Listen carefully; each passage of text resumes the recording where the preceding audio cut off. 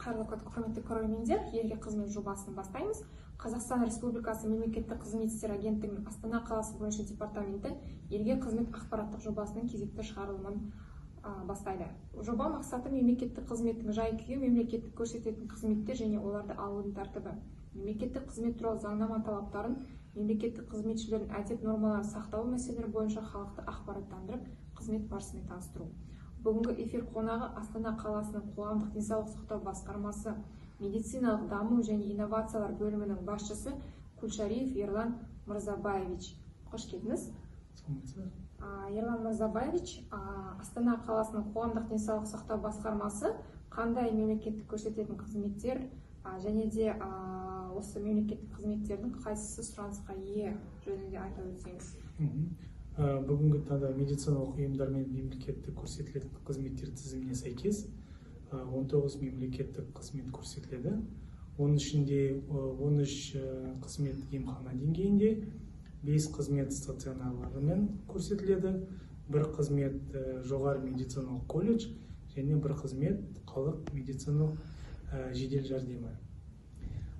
Екінші сұрағын көрсек, ағымдағы жылдың бірінші жартыжылдығының қорытындысы бойынша мемлекеттік қызметтердің ішінде ең жоғары көрсеткіштерінің бұл дәрілердің қабылдауын жазылуы 7 миллион астам шамасында, азаматтардың жекеленген санаттары дәрілік заттарды бейімделген емдік өнімдерде медициналық бұйымдар беру бұл 430 мың шамасында. Жедел медициналық жәрдем шақыру бұл 270 мың шамасында. Жақсы. Емханаға тіркелу бойынша айта өтсеңіз, және де қандай жағдайда медициналық ұйымға тіркеуді өзгертуге болады? Тегін медициналық көмектің кепілдік берілген көлемі шеңберінде медициналық санитарлық алғашқы көмек көрсететін денсаулық сақтау ұйымдары азаматтардың бекіту бір әкімшілік аумақтық бірлік шегінде емхана ұйым еркін таңдау құқығын ескере отырып, тұрақты немесе уақытша тұратын жері бойынша жүзеге асырылады. Кез келген азамат электрондық үкіметтің веб-порталы немесе e-gov мобайл қосымшасы арқылы онлайн тіркеледі.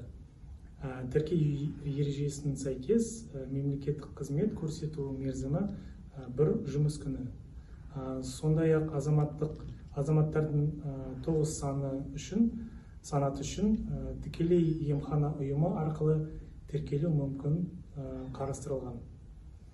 Келесі сұрақ бойынша біз медициналық ұйымға бекіту, өзгерту басқа елді мекенге көшу кезінде емхана қайта ұйымдастырылған немесе жабылған жағдайда емхананы еркін таңдау кезінде жылына 1 рет және жүйе емес.